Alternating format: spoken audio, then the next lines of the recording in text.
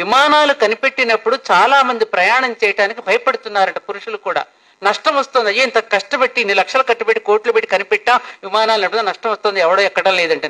అప్పుడు అందరూ ఆలోచించి ఆడవాళ్ళని ఎయిర్ హోస్టెస్లుగా పెడితే తప్పకుండా పురుషులు ప్రయాణం చేస్తారని ఆలోచించి ఆడవాళ్ళని ఎయిర్ హోస్టెస్లుగా పెట్టిన తర్వాత దర్జాగా వాళ్ళ అందచందాలను చూసుకుంటూ వాళ్ళు ధైర్యంగా నడుస్తూ మంచినీళ్లు, టీలు, కాఫీలు అందిస్తూ ఉంటే హాయిగా వాళ్ళని చూసి వాళ్లే నడుస్తుంటే మనకేంటని హాయిగా బెల్ట్ పెట్టుకుని దర్జాగా కూర్చుంటున్నాం కుర్చీలో.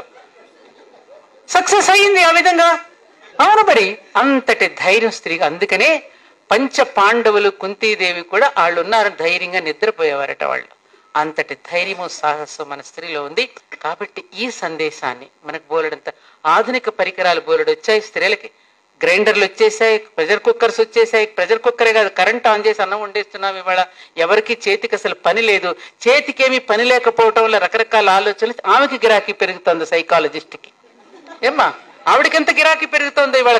కౌన్సిలింగ్ సైకాలజిస్టులకు ఉన్నంత గిరాకీ వాళ్ళు ఎవరికీ లేదు, సైకాట్రిస్ట్ కి, సైకాలజిస్ట్ కి.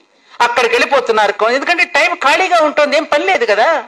అందుకే మన పూర్వీకులు ఎప్పుడు కర్మని జ్ఞానాన్ని కలిపి, అమ్మ మెట్ల నిండా బొట్లు పెట్టు, అది ఊడువు, ఈ ముగ్గులయ్యి, ఈ భజన చెయ్యని ఎప్పుడు కూడా పనిలో ఎప్పుడైతే నియంత్రించబడతామో అప్పుడు మానసిక వికారాలకి తావు ఉండదు. ఇవాళ మగపిల్లలకైనా ఆడపిల్లలకైనా మానసిక వికారాలు ఎక్కువగా పెరిగిపోయి రకరకాల ఇబ్బందులు కొని తెచ్చుకుంటున్నారు అంటే కారణం సమయం ఖాళీగా ఉండబట్టి. చూసుకోవటం, చెత్త ఎన్ని చూసుకోవటం, వాట్సాప్లో, యూట్యూబ్లో ఖాళీగా ఉండడం. ఖాళీగా ఉన్న తర్వాత మానసిక వికారాలు పెరగడం, ఏదో తినాలని పెంచడం, తీసుకెళ్ళి ఆ ఫుడ్ ఏదో పనికిరాని ఫుడ్లు తినడం. ఆ పనికిరాల ఫుడ్ తినంతా ఏ గుణం పెరుగుతుంది వాళ్ళలో? ఏ రకాల వికారాలు పెడితే రాక్షస ప్రవృత్తి పెరుగుతుంది. దాంతో పసిపాపల మీద అత్యాచారాలు చేయటం. దీనికి అన్నింటి కారణం ఏమిటి? మనసును ఖాళీగా ఉంచటం, శరీరంతో ఖాళీగా ఉండడం వల్ల ఇవన్నీ వస్తున్నాయి. ఆడపిల్లలు కూడా, ఐఎమ్ సారీ, వాళ్ళ మహిళా సాధికారతను పెట్టుకుని అంటం తప్పో రైటో నాకు తెలియదు, కానీ ఆడపిల్లలు కూడా మగపిల్లల్ని బాగా రెచ్చగొడుతున్నారు. ఈ విషయం కూడా నేను ఒక పెద్దదానిగా మీ అందరికీ చెప్తున్నానమ్మా. ఇది కేవలం ఆడపిల్లలే గొప్ప, మగపిల్లలంతా చెడిపోయారని కూడా నేను అంటలేదు. ఇవాళ ఆధునిక కాలంలో ఆడపిల్లలు కూడా స్త్రీత్వాన్ని కోల్పోతున్నారు, మాతృత్వాన్ని కూడా కోల్పోతున్నారు. అది కోల్పోతే ప్రమాదం వాళ్ళకే. ఈ విషయాన్ని మాత్రం నేను ధైర్యంగా, నన్ను తిట్టుకున్నా సరే, నన్ను ఏమన్నా సరే, ఇది మాత్రం నేను ఖచ్చితంగా నేను చెప్పదలుచుకున్నాను. కేవలం మగపిల్లల్ని అనకండి. ఇవాళ మగపిల్లలే కుదురుగా ఉంటున్నారు ఆడపిల్లల కంటే. వాళ్లే సిగ్గుపడుతున్నారు కొన్ని విషయాల్లో. ఇది వాస్తవం. నీకిచ్చిన స్వేచ్ఛ, ఆమె చెప్పినట్టుగా నీకిచ్చిన స్వేచ్ఛకి, నీకిచ్చినటువంటి స్వాతంత్రానికి దాన్ని ఎందుకు నేను తల్లిదండ్రులు చదివిస్తున్నారు? ఎందుకు నేను హైదరాబాద్ పంపించి నేను హాస్టల్లో పెట్టి చదివిస్తున్నారు? పిచ్చి వేషాలు వేయడానికా?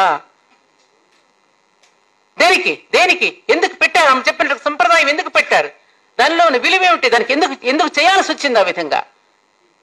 తేలిగ్గా పెట్టలేదే, వాళ్ళ ఊరికి అనవసరంగా పెట్టలేదు. దానిలో ఎంత సైన్స్ ఉంది, ఎంత శాస్త్రీయత ఉంది మన పెద్దలు చెప్పినటువంటి మాటల్లో. అందుకని ఇవన్నీ కూడా మనం గ్రహించుకోగలిగినప్పుడే మహిళా సాధికారత. అసలు సాధికారత లేనిది ఎప్పుడమ్మా? నామరూపాలిచ్చి బయటికి పురుషుడిని మనం పంపిస్తున్నాం. మీ ఆయన రైలుకి ఎక్కుతుంటే, ప్రయాణం అవుతుంటే ఏం చేస్తున్నావు నువ్వు? ఏమండి మీకు ఇదిగో పెరుగన్నం పెట్టాను, రొట్టెలు పెట్టాను, మీ ప్యాంటు షర్టు సూట్ కేసులో పెట్టాను, టవల్ కూడా పెట్టాను, సాక్స్ కూడా పెట్టాను, కర్చీఫ్ కూడా పెట్టాను, మీ మందులు కూడా పెట్టానండి, జాగ్రత్తని నామరూపాలు ఇచ్చి నువ్వు పంపిస్తున్నావు. ఆవిడొచ్చి ఆ సూట్ కేసు నీ చేతికే ఇస్తున్నాడే, ఆ నామరూపాలు తిరిగి నీకే ఇచ్చేస్తున్నాడు. నీకు లేనిది ఎక్కడా? నీకు అసలు స్థానం లేనిది ఎక్కడా? అంతటా నువ్వే ఉన్నావు, అంతటా నువ్వే ఉన్నావు. ఇది బాగా గుర్తు పెట్టుకోవాలి మనం. అంతటా ఆవరించిన స్త్రీ యొక్క సాధికారతే. ఏ పురుషుడైనా ఏ అమ్మాయి సంబంధం కుదర్చడానికి ఏదైనా పని మీద, ఏ బిజినెస్ పని మీద వెళితే వెంటనే నిర్ణయం తీసుకోడే. ఏమండి ఇంటికి వెళ్ళిన తర్వాత నా భార్యను కూడా సంప్రదించి మీకు ఏ విషయం తెలియజేస్తానండి అని అంటాడు తప్ప తనకు తాను నిర్ణయం తీసుకుంటాడా అండి? అక్కడక్కడ జరిగితే జరిగి ఉండవచ్చు, కానీ అధిక శాతం ఏం జరుగుతోంది?